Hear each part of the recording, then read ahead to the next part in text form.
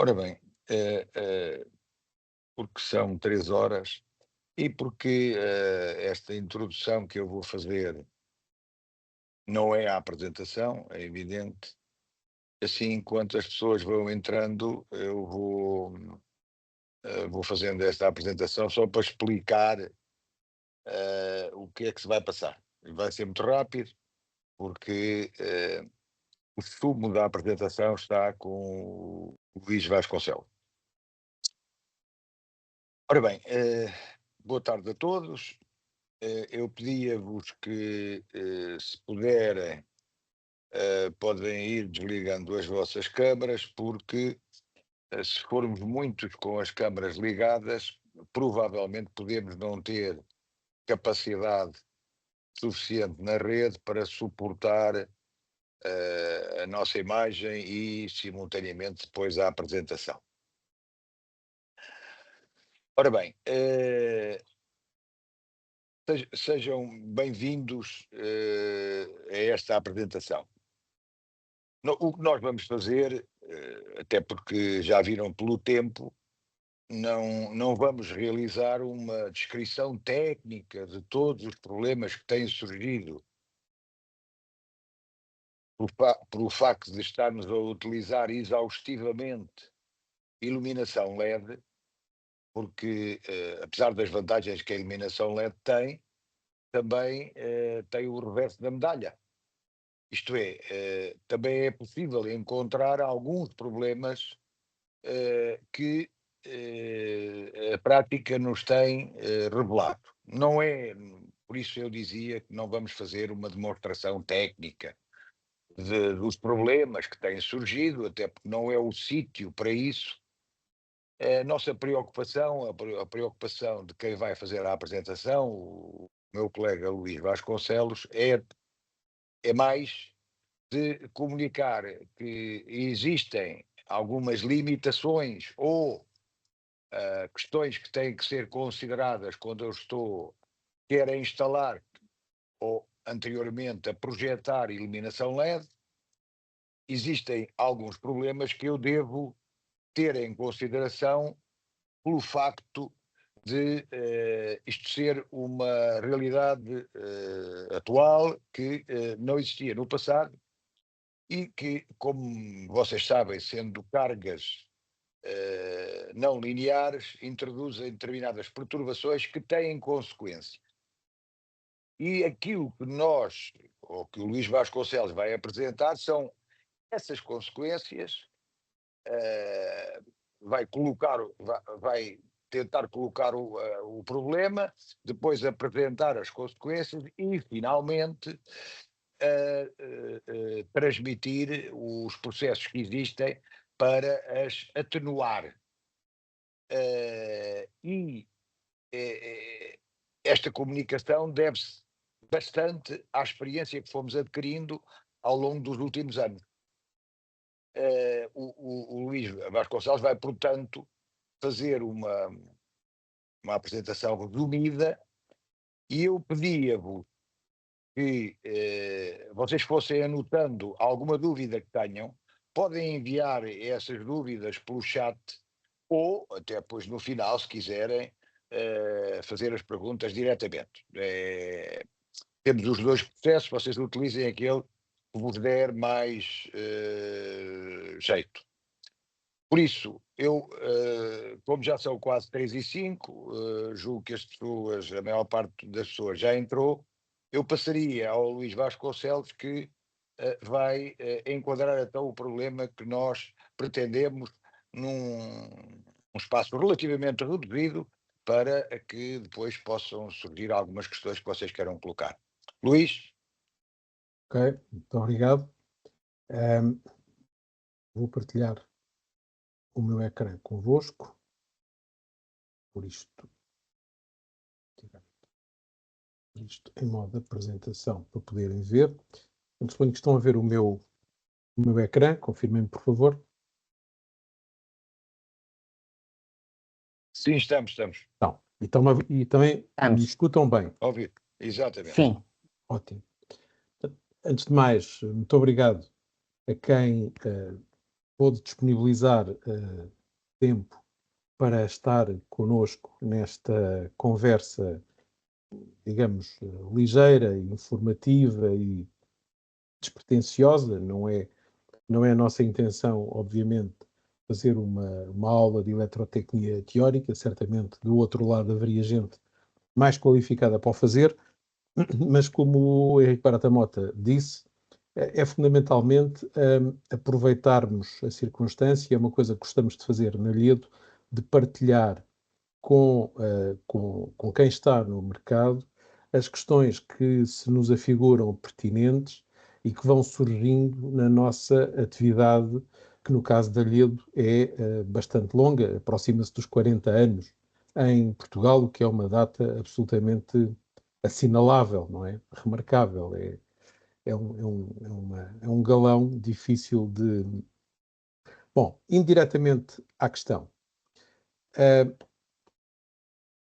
Dá uns anos largos para cá, na verdade já falamos de mais de uma década, os sistemas de iluminação sofreram uma mudança radical. Houve uma mudança de paradigma, como é modismo dizer-se, relativamente ao modo de iluminar os espaços de trabalho, as casas das pessoas, as fábricas, de uma maneira geral. A iluminação convencional, que durante muitos anos existiu com as lâmpadas de descarga e com as lâmpadas do tipo resistivo, convencionais, incandescentes, desapareceu. Hoje esses sistemas já não existem e os LED tomaram esse lugar. Isto trouxe um conjunto enorme de benefícios do ponto de vista da eficiência energética, do ponto de vista da flexibilidade das soluções técnicas que passou a ser possível criar. Enfim, trouxe muitas vantagens que, de uma maneira geral, quem escreve tem sabido aproveitar no sentido de proporcionar aos utilizadores, que são, no fim, o destinatário dos nossos esforços profissionais, uma melhor fruição dos espaços de trabalho. Todavia, como tudo o que é disruptivo e com todas estas diferenças, naturalmente criam a necessidade de olhar para as coisas de maneira diferente. São tecnologias diferentes, são disruptivas, é preciso olhar para elas de maneiras diferentes. E há duas coisas que, principalmente, nós temos identificadas no que diz respeito à utilização de sistemas de iluminação do estado sólido, portanto, com LED, que têm a ver com os transitórios no acendimento, ou seja, as correntes de arranque dos LED, que são muito expressivas, e o surgimento de conteúdo harmónico nas redes gerado pelos sistemas de iluminação que deixaram de ser cargas lineares, como eram as lâmpadas incandescentes, e passaram a ser cargas não lineares com o comportamento próprio destas cargas. No que diz respeito aos transitórios no acendimento dos LED, o que se verifica é que a corrente de arranque apresenta picos muito expressivos, com valores que ultrapassam em muito a corrente nominal de funcionamento dos dispositivos, e isto cria um problema que é os disjuntores vulgares que protegiam os circuitos de iluminação, veem estes picos de arranque como um defeito e, portanto, desarmam. Para isto, põem a instalação fora de serviço e, portanto, criam um problema crítico para a exploração da instalação. Há, digamos, duas formas de mitigar este problema. Uma delas é com a utilização de limitadores da corrente de arranque, é um dispositivo parecido com um driver que é inserido no circuito e que faz a limitação da corrente de arranque, mas tem algumas inconveniências. Uma outra mais corrente, mais fácil, provavelmente, de usar, é que os fabricantes dos aparelhos de corte e proteção, fabricantes dos disjuntores, portanto, as marcas, as principais marcas, também sentiram este problema e colocaram no mercado aparelhos capazes de ler esta situação de forma adequada, ou seja, deixarem passar um curto período durante o qual este pico existe e depois ficarem em modo de proteção do circuito, em modo normal. São chamados disjuntores imunizados, e eu não vou referir as marcas, mas são as marcas que todos vocês conhecem do mercado como marcas de referência para este tipo de equipamentos. A outra questão que eu tinha mencionado eram as perturbações harmónicas. Ora, no caso das perturbações harmónicas, elas já existiam, já se sabia desta questão a propósito de uma série de outros equipamentos, designadamente dos conversores de frequência, os chamados variadores de velocidade, usados muito na indústria, mas também nos edifícios do terciário, principalmente nos grandes sistemas de AVAC. Os carregadores de baterias, as grandes UPS, todos esses equipamentos que usam eletrónica de potência são dispositivos que têm um comportamento não linear enquanto cargas e, por conseguinte, introduzem também eles harmónicas nas redes. Aquilo que é novo aqui é o facto de os sistemas de iluminação LED também terem esta característica, porque também eles são cargas não lineares. Unitariamente são cargas de, digamos, valor pouco expressivo, mas no conjunto, a grande quantidade de aparelhos que são instalados em muitos edifícios fazem com que, globalmente, haja um fator de escala que dá expressão a esta perturbação. A questão crucial com a presença de harmónicas nos circuitos onde estão cargas LED é porque não é só elas gerarem a perturbação, é que eles são muito sensíveis à perturbação.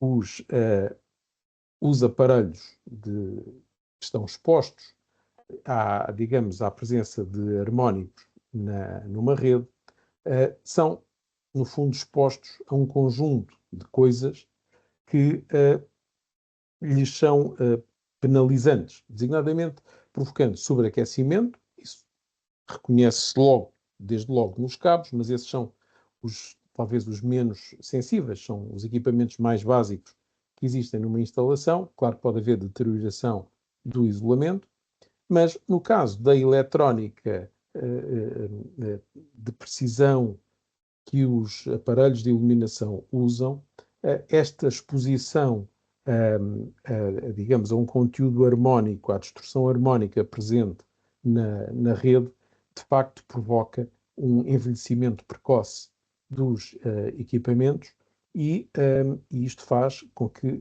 efetivamente, os aparelhos possam funcionar de forma deficiente ou durante menos tempo da forma adequada. E, portanto, as curvas esperadas de bom comportamento não são aquelas que estávamos à espera.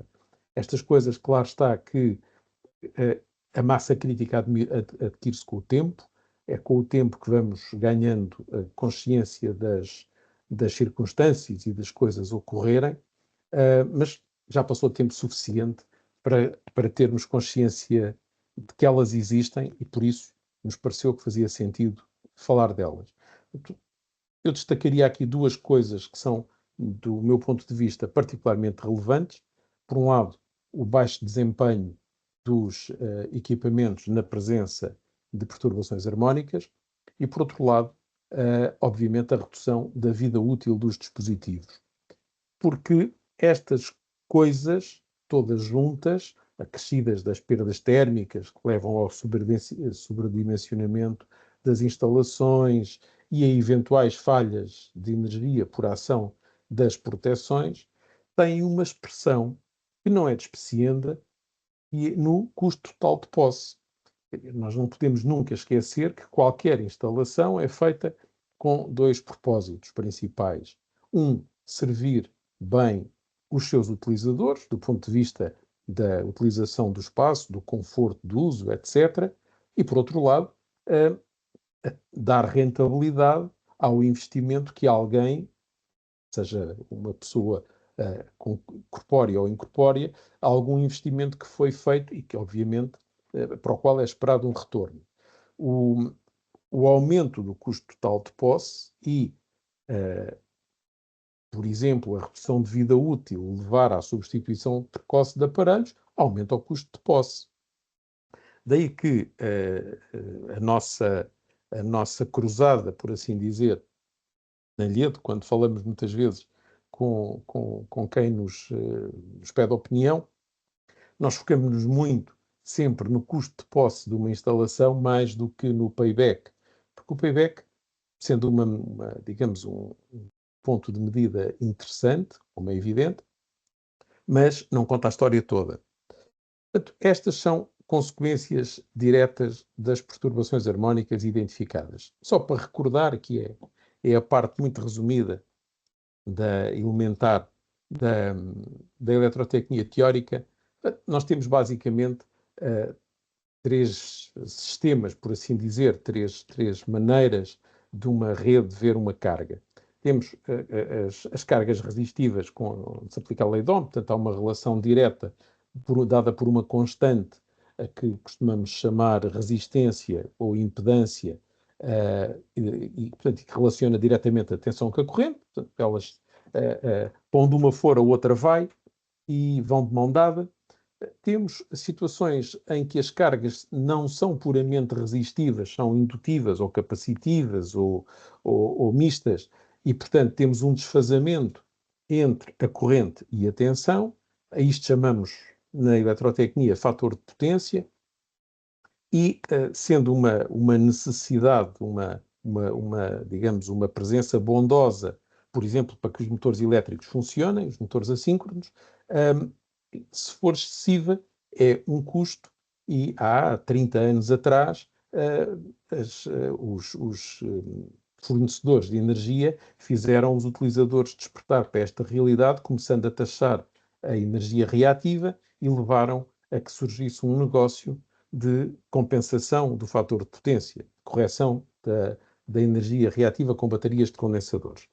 No caso das cargas não lineares, que é o terceiro caso que aqui temos, portanto, com cargas que não são nem resistivas, nem indutivas, nem capacitivas, são cargas com comportamentos que não seguem, digamos, aquelas regras mais estritas, não é? O que nós temos em presença são réplicas, por assim dizer, da corrente, que são desfasadas com frequências múltiplas da fundamental, com amplitudes variadas, e o efeito somado destas coisas é aquilo que os equipamentos veem, é aquilo que a rede vê, de tal forma que, tal como as outras questões, por exemplo, o fator de potência, também para este tipo de perturbação harmónico existem limites regulamentares.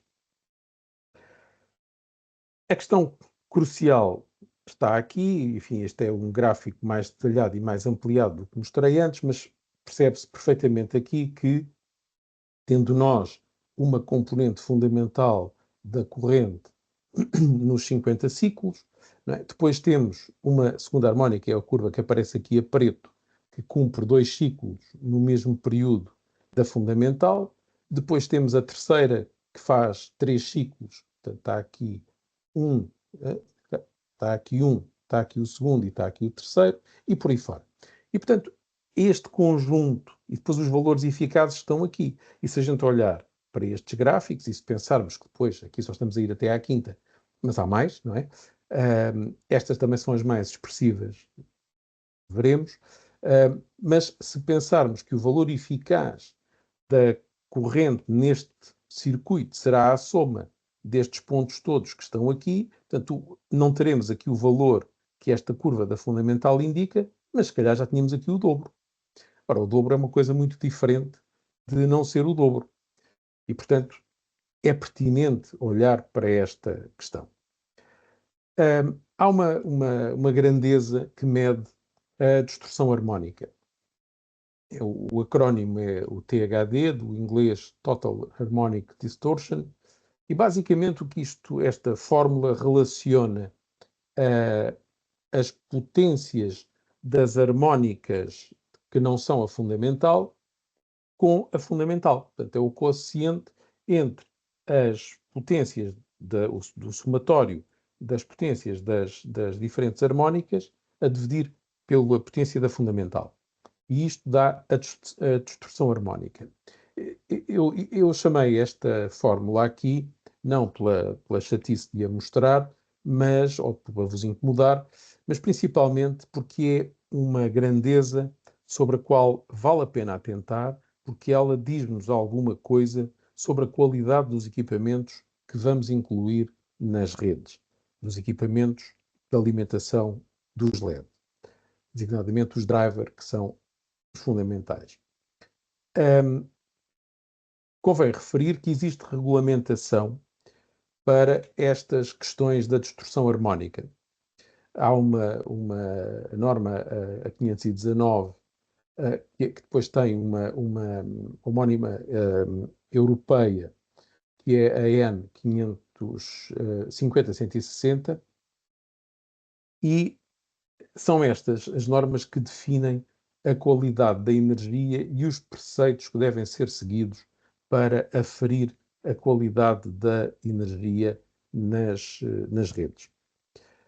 Em Portugal, como sabem, a entidade responsável pela verificação, pelo cumprimento desta norma, por estipular, digamos, as condições que devem ser respeitadas é a ERSE, e aqui transcrevo algumas das coisas, claro que são muitas mais, mas há algumas das coisas que encontram na documentação da ERSE e que devem ser avaliadas, medidas, com que periodicidade e com que variabilidade para aferir a qualidade da energia numa instalação. E uma das coisas que aqui aparece é a distorção harmónica total, que é o THD de que vos falei num slide atrás. Está aqui até a própria ERSE, isto é uma extração pura de um documento da ERSE, eles chamam-lhe, e bem em português, distorção harmónica total, e depois referem-se como THD, porque é o acrónimo que depois vai aparecer em toda a literatura técnica dos fabricantes, etc. E aquilo que é dito é que a distorção harmónica total deve estar abaixo de 8%, deve ser avaliada a cada semana e deve haver 95% das medições dentro do intervalo, e, portanto, que se mantenham dentro do limite.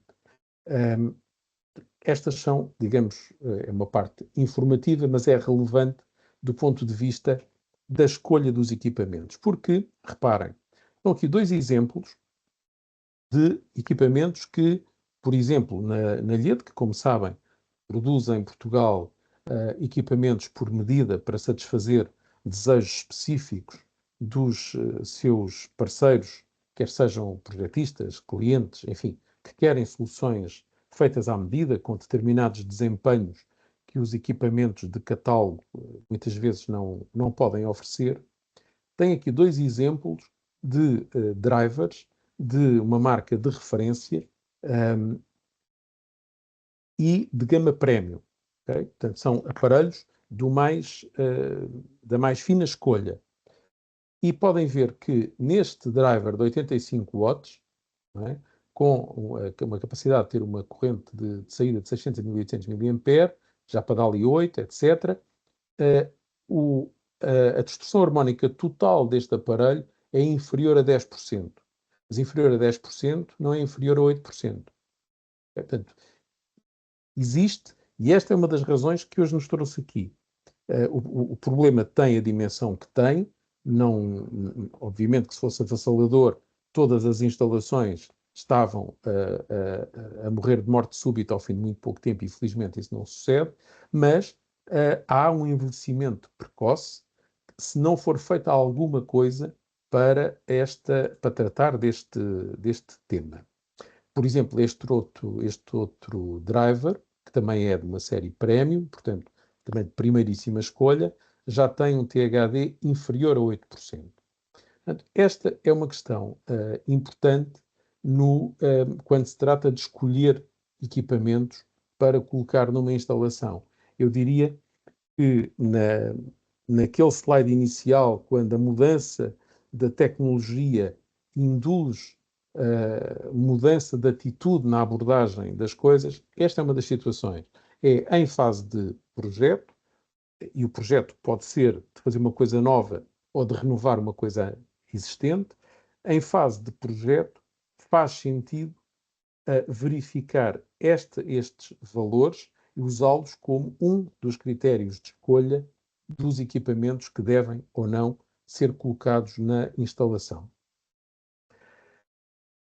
Ora bem, relativamente à qualidade da energia, já falámos dos problemas, já falámos da potência reativa, enfim, que não é o motivo desta conversa, mas que todos os que aqui estamos presentes sabemos que existe. O desequilíbrio de potência também é uma coisa que todos os projetistas conhecem e tratam com sabedoria e bem em todos os seus projetos. E as harmónicas são, digamos, três categorias principais da problemática da qualidade da energia. Para cada uma delas existe uma forma de resolver as coisas ou minimizar o problema. No caso do fator de potência, é com a compensação com os condensadores. Existem equipamentos que fazem também uma redistribuição das cargas, melhorando, portanto, evitando o desequilíbrio. No caso que aqui nos traz, das harmónicas, existem os chamados filtros automáticos de harmónicas. Outra vez, do acrónimo em inglês AHF, Automatic Harmonic Filter, e que são equipamentos que analisam em permanência a rede onde estão ligados e fazem dela a leitura das grandezas relevantes, isto é, do conteúdo harmónico, para injetarem nessa rede digamos, um conteúdo harmónico em oposição de fase que vai anular aquele que está a criar o problema.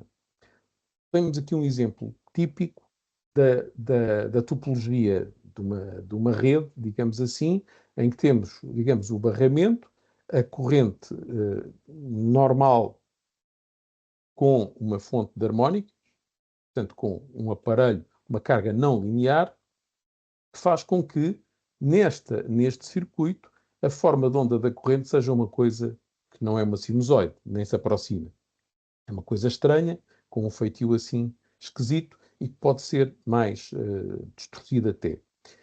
E reparem que eu tinha falado há bocado nas harmónicas que elas são importantes, umas mais que outras, por causa da preponderância que têm. A quinta harmónica é muito importante, vale 32% do conteúdo harmónico total, a sétima também tem um peso ainda perto dos 10%. Portanto, estas são as que têm maior peso, depois começa a atenuar-se e depois, evidentemente, digamos, a relevância não é tão grande. Mas é preciso olhar, digamos, para o cerne da questão, para aquilo que efetivamente é o causador de problemas e agir.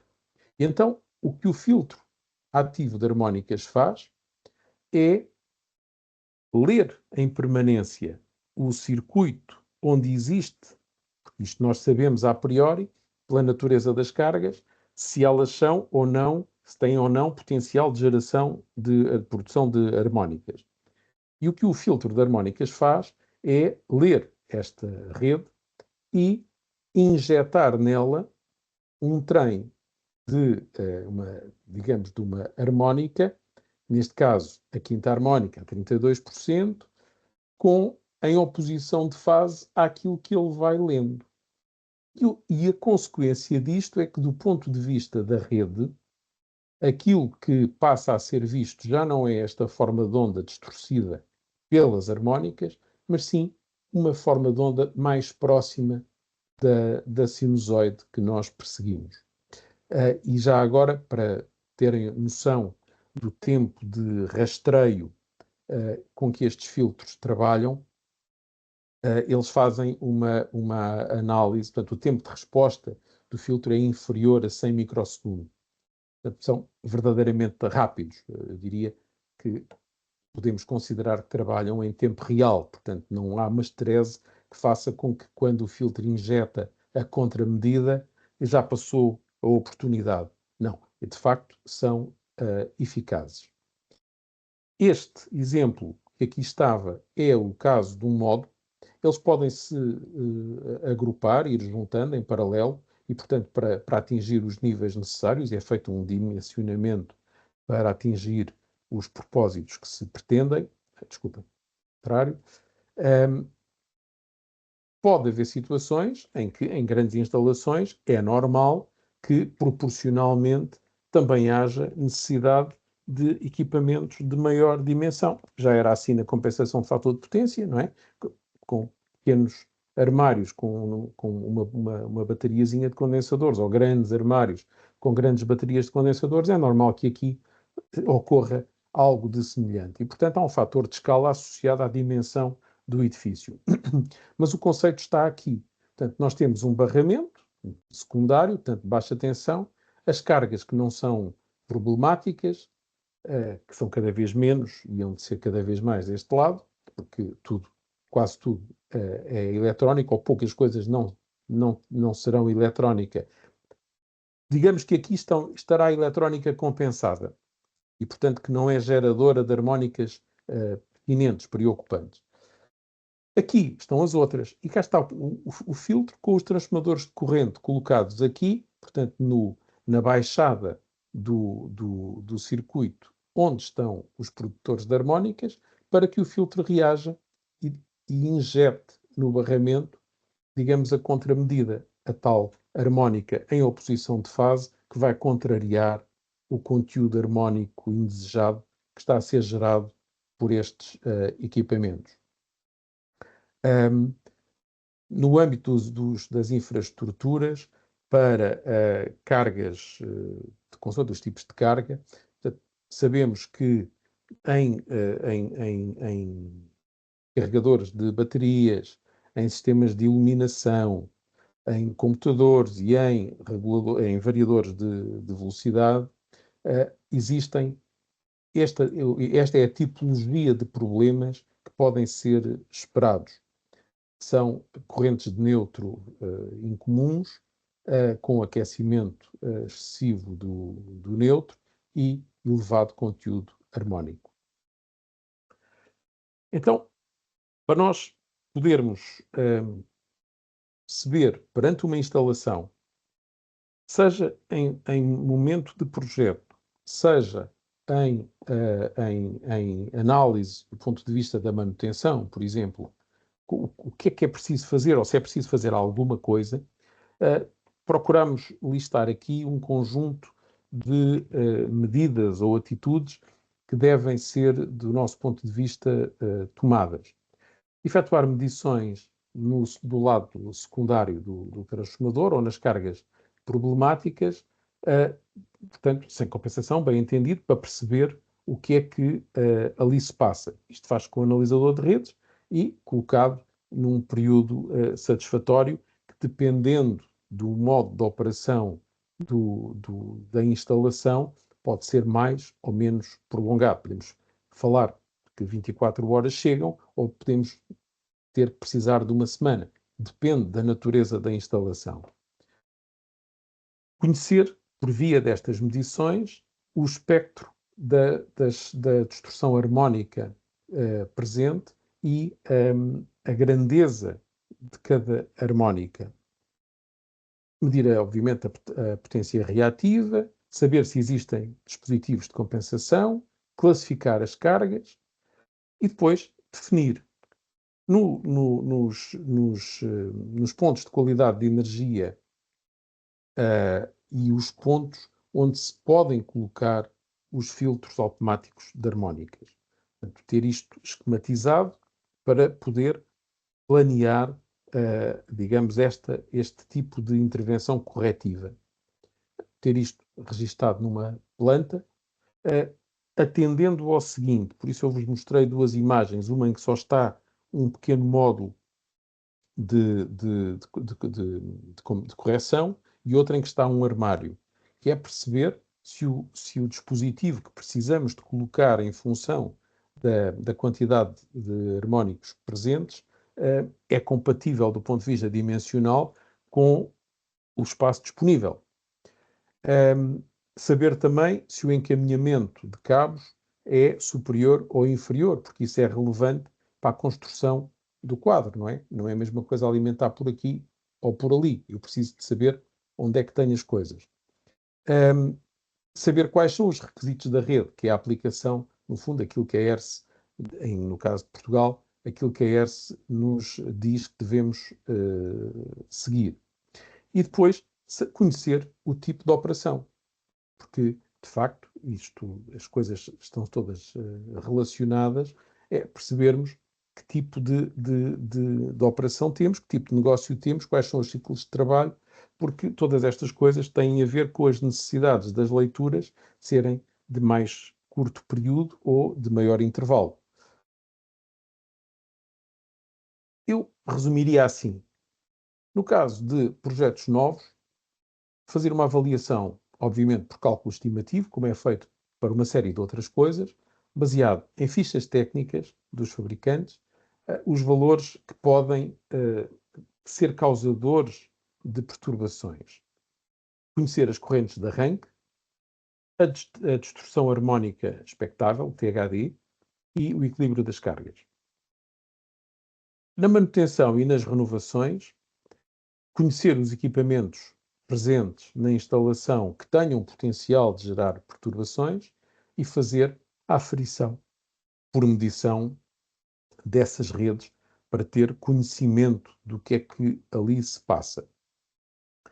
E depois passar à mitigação do problema, que pode passar por substituir equipamentos de baixa eficiência, equipamentos que se concluiu que têm um elevado THD e, portanto, são uma fonte de produção de harmónicas e que pode ser mais interessante removê-los, substituí-los por outros mais eficientes deste ponto de vista, do que ter uma intervenção mais robusta numa segunda fase, fazer a requalificação, no fundo, da instalação e implementar uma solução com filtros ativos de harmónicas.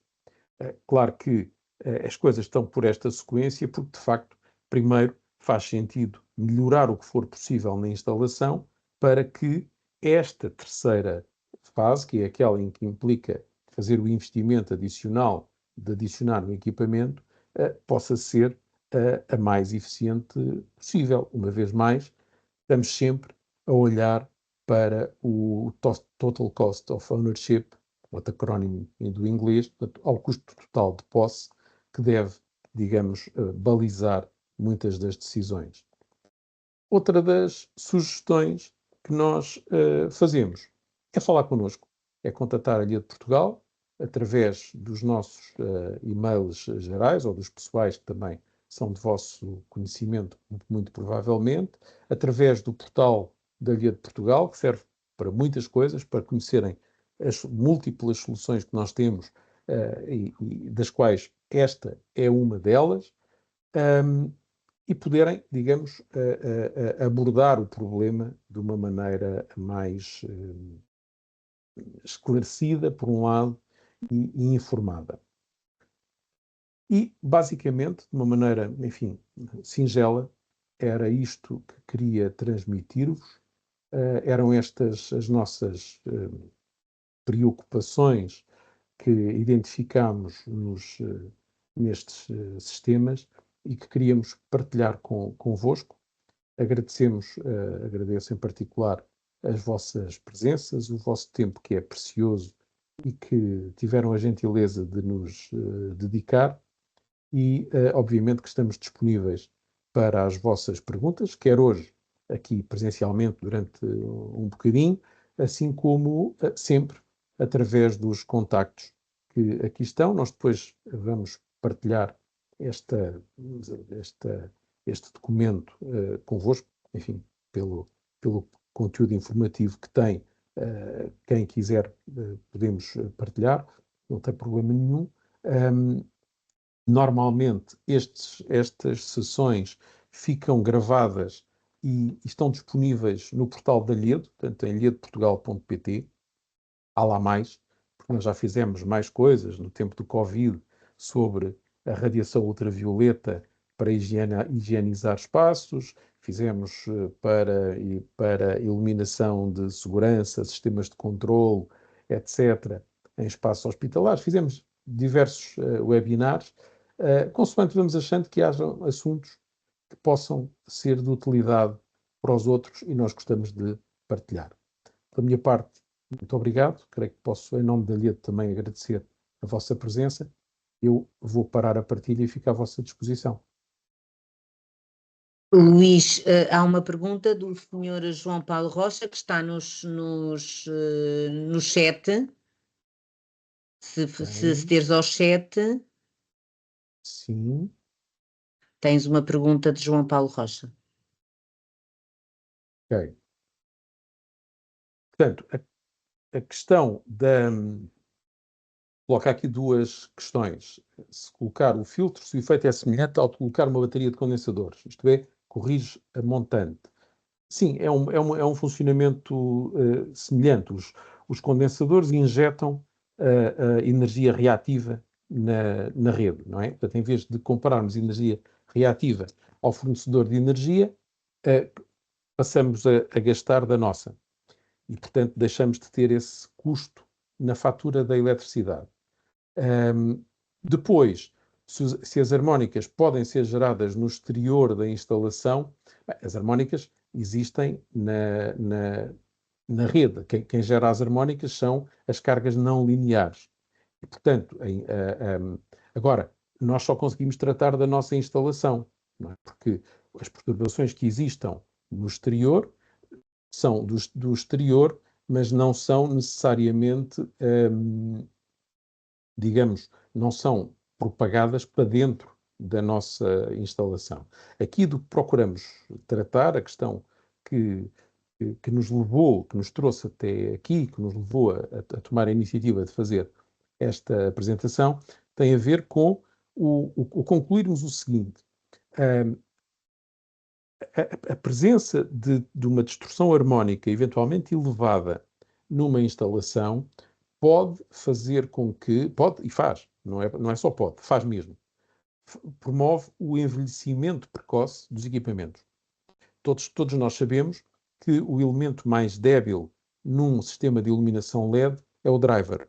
Não são os LEDs, não são as pastilhas de LED, são os drivers. E são uma eletrónica, digamos, com alguma sensibilidade. Convém resguardá-los o mais possível e convém que eles durem o maior tempo possível.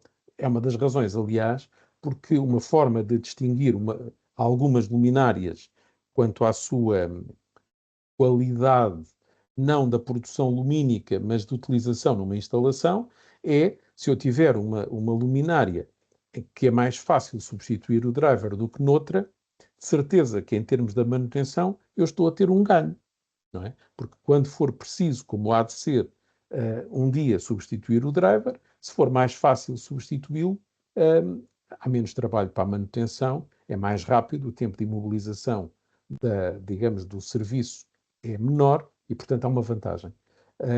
Mas, fundamentalmente, aqui estamos a olhar para os harmónicos gerados na própria instalação.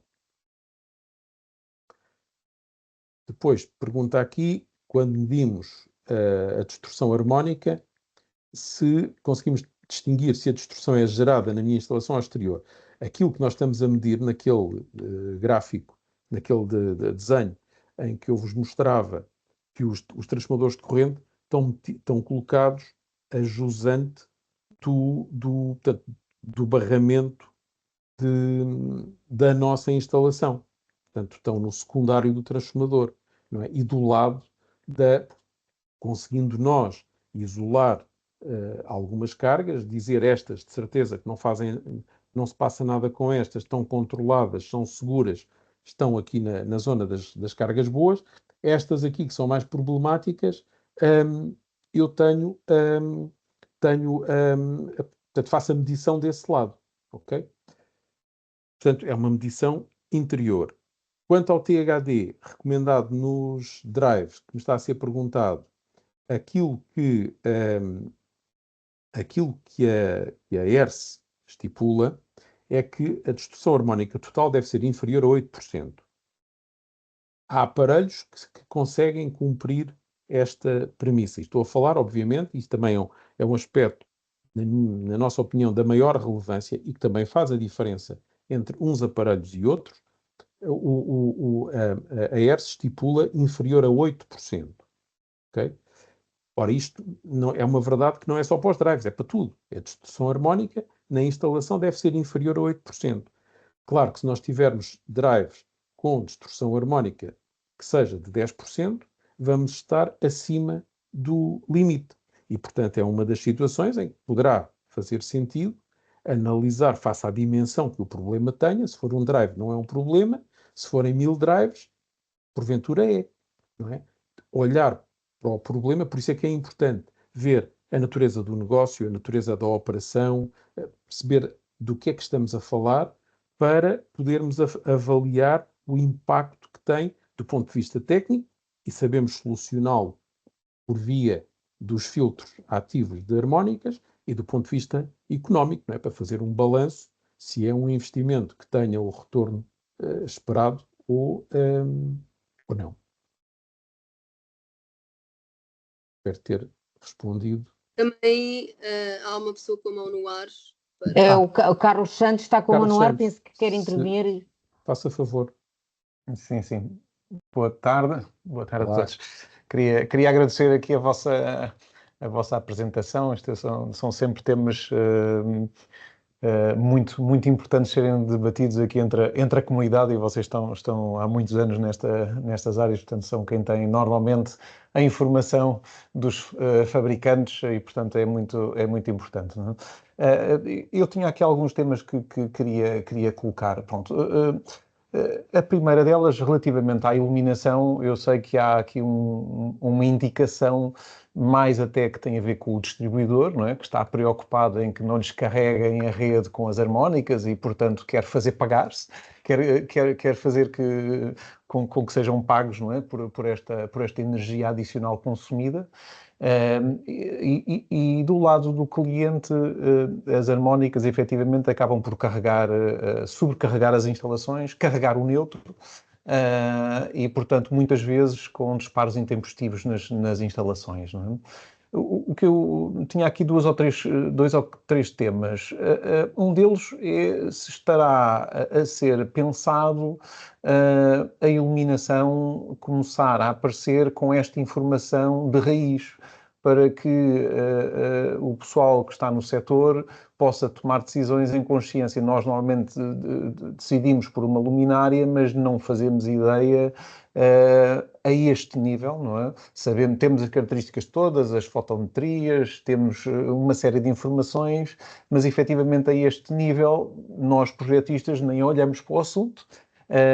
Sabemos do problema, nós fomos confrontados inclusivamente com um problema deste género num hotel, que eu sou TRE, e o que estava a acontecer, e já agora partilhava, era que os contactores que estavam dimensionados para uma corrente nominal, tinham, já não sei se eram 40 amperes, por exemplo, num quarto de hotel, mas com estas comutações, e uma vez que o pico de arranque do LED chega a 100 ou 120 vezes a corrente nominal, isto fazia com que os contactos ficassem danificados. Isto numa altura em que os contactores também não tinham classificação para esta tecnologia LED, digamos assim, não é?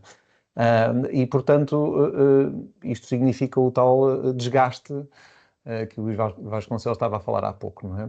Pronto, entretanto, os equipamentos foram evoluindo. Hoje em dia nós temos já equipamentos de comutação dedicados para estas fontes, não é? Para o LED, e temos inclusivamente equipamentos que fazem comutação no ponto zero, não é? Portanto, ou seja, o ponto de ligação é quando a corrente está anulada, não é? Pronto, isto, em termos do comando, resolve-nos aqui alguns problemas. Não nos resolve efetivamente as harmónicas, com toda a comutação, a regulação que há, não é? E pronto, eu acho que era efetivamente importante que, ao nível da escolha das luminárias, que este passasse a ser mais um fator, até porque isto vai segmentar uma gama alta de uma gama muito baixa, e acho que pode ser inclusivamente um argumento de venda para quem vende iluminação, não é? E para nós, ao nível das escolhas também. Depois temos, por último, este tema dos sistemas de compensação, não é? Que são caros. Pronto, nós já usámos, por exemplo, em Angola, quando tínhamos vários equipamentos comutados e, portanto, a corrente neutra era muito elevada, mas efetivamente a ideia que tenho é que são sistemas ainda com algum dispêndio de custo, não é? Portanto, era um pouco isto para ver aqui a vossa opinião, não é? Ok. Carlos Santos, muito obrigado pela sua intervenção, pela partilha que teve a amabilidade de fazer connosco da sua experiência pessoal, que é obviamente muito, muito expressiva e significativa, não é? Portanto, em primeiro lugar, muito obrigado pela participação. Relativamente às questões que coloca, eu acho que são muito pertinentes. A de os fabricantes divulgarem o THD presumível dos seus equipamentos é uma ideia excelente. Eu, pessoalmente, acho que devia ser assim, não é? Na Lhedo, o que lhe posso dizer é o seguinte: os dois equipamentos de que eu mostrei como exemplos são equipamentos, enfim, aqui só faço publicidade à marca Lhedo, mas a marca não estava oculta, portanto, vocês viram, quem quis ver viu. A verdade é que na Lhedo nós, nos equipamentos que usamos, fazemos escolhas de componentes de qualidade superior, porque achamos que o que verdadeiramente é caro é não ter um serviço que se pretende ter. Isso é que é caro. Ter um mau serviço, ter ou não o ter de todo, é uma coisa que, em alguns casos até, é caríssimo. Num hospital é caríssimo, não é? Porque quanto é que custa a vida das pessoas, não é? Ou a qualidade de vida das pessoas. Portanto, é caríssimo ter um mau serviço da iluminação num hospital, por exemplo. Mas já agora, num edifício de escritórios, eu também acho que é, porque as pessoas têm uma expectativa de uma qualidade de vida, de fruição a bordo de um edifício que não deve ser negligenciada, não é? Porque os tempos que vivemos hoje já são nesta direção, quer dizer, os nossos filhos, os jovens que hoje demandam o mercado do trabalho, têm exigências que a minha geração não teve, satisfez-se com coisas bastante mais simples. Portanto, há uma exigência nova da parte dos consumidores, daquilo que na gíria da gestão a gente chama os shareholders, não é? Mas são os interessados nisto, que demandam, digamos, coisas que não falhem. Portanto, nesse sentido, da mesma maneira como há outras grandezas do espectro das grandezas elétricas que devem ser anunciadas e são, estas também deviam passar a ser. E aqui também parece-me que se permite fazer a separação de águas entre uns fabricantes e outros. Eu não estou a apontar dedos a ninguém, mas estou a constatar um facto, não é? Que o mercado tem presente. Os LEDs, esta é uma convicção que eu tenho muito profundamente, os LED vieram criar no mercado uma oportunidade extraordinária pela flexibilidade de soluções que permitem criar, pela liberdade de imaginação, pela criatividade que vieram trazer à concepção da iluminação dos espaços. E isso é um bem muito estimável, mas, por outro lado, vieram colocar os utilizadores numa posição de grande debilidade, porque a maior parte deles não têm conhecimento para distinguir um LED bom de um LED mau. Porque no passado também havia lâmpadas incandescentes boas e más. E as pessoas aprenderam com o tempo a distinguir e sabiam quando estavam a comprar uma marca, uma determinada lâmpada, uma determinada marca, tinham uma expectativa e na outra diziam, pá, pois, mas eu não quero gastar 10, vou só gastar aqui 2 e pronto. E esta serve, que isto também é só agora para iluminar o cão. E se o cão não tiver luz, paciência, olha, coma às escuras. Pronto, mas essa realidade existe. E existe muito nos LEDs. Aquelas pastilhazinhas amarelas, se vocês repararem, são na maior parte dos casos anónimas, não é? E então quando a gente compra um downlight, uma coisa desse género, não, olha lá para dentro e não vê nada. Não é? Portanto, é muito importante que os aparelhos possam ser caracterizados ou que quem os coloca no mercado tenha a credenciação suficiente e a credibilidade necessária para ser confiável, no fundo. Não é? E nós sabemos hoje, todos nós vamos tomar o café a sítios onde há aparelhos que estão em morte lenta, não é? Uns em pisca-pisca, outros em assim-assim, outros danim, não é? E todas estas coisas se interligam. Portanto, eu acho da primeira questão que o Carlos Santos colocou, a questão dos aparelhos de iluminação apresentarem esta informação, eu estou inteiramente de acordo consigo que era muito bom se todos nós pudéssemos apresentá-la.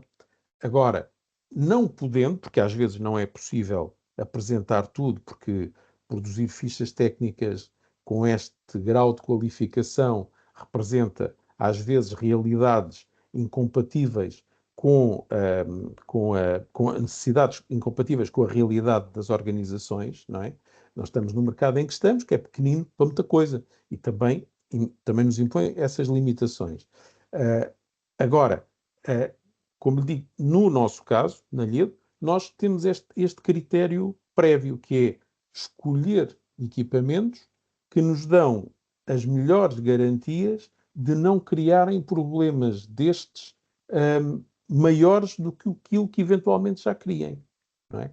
E depois, acrescendo a isto, fomos à procura, porque percebemos isto existe, nós conseguimos controlar uma parte por via da escolha dos equipamentos, quer daqueles que nós escolhemos para incorporação própria nas nossas realizações, quer através das escolhas que impomos aos nossos parceiros. Mas há uma segunda parte, que é não conseguimos controlar tudo. Então vamos cá ver como é que isto se trata. E então chegamos aos filtros de harmónicas. Portanto, há estes dois canais. A questão que o Carlos pergunta de serem caros. Bom, essa é uma pergunta que eu não lhe sei responder, porque por isso é que eu escrevi ali, depende da operação, depende do negócio, o caro e o barato depende da perspectiva do utilizador. Ter um escritório fechado, é a história do apagão de há um mês atrás, não é? Foi caro ou foi barato? Pois, para uns não foi problema nenhum, foi um dia sem aulas, foi um dia simpático, não havia nada para fazer, para outros custou um dinheirão, não é? Mas, enfim, não sei se respondi suficientemente às suas questões. Uma vez mais, obrigado por tê-las colocado. Sim, sim. Obrigado. Luís, não temos aqui mais nenhuma questão. Não sei se mais alguém quer colocar a questão. Já disseste que vamos depois partilhar este webinar. Sim, nós partilhamos e estamos sempre disponíveis. Exato, Hoje, exatamente. E hoje em dia, com os meios que nós divulgamos, os contactos que temos, na verdade, a disponibilidade, a facilidade de nos contatarem é 24/24. Nós depois respondemos consoante a disponibilidade que temos, mas com a certeza que é uma tradição também da LEDO de respondermos sempre às questões que nos são colocadas. Nem que seja para dizer, ainda não sei, mas vou-me informar. Exatamente. Pronto, penso que se mais ninguém tem alguma questão, podemos dar por terminado o webinar e agradecer a todos, não é, Luís? Sim, muito obrigado por terem estado presentes. Eu sei que o vosso tempo é precioso. Muito obrigado por terem-no partilhado connosco hoje.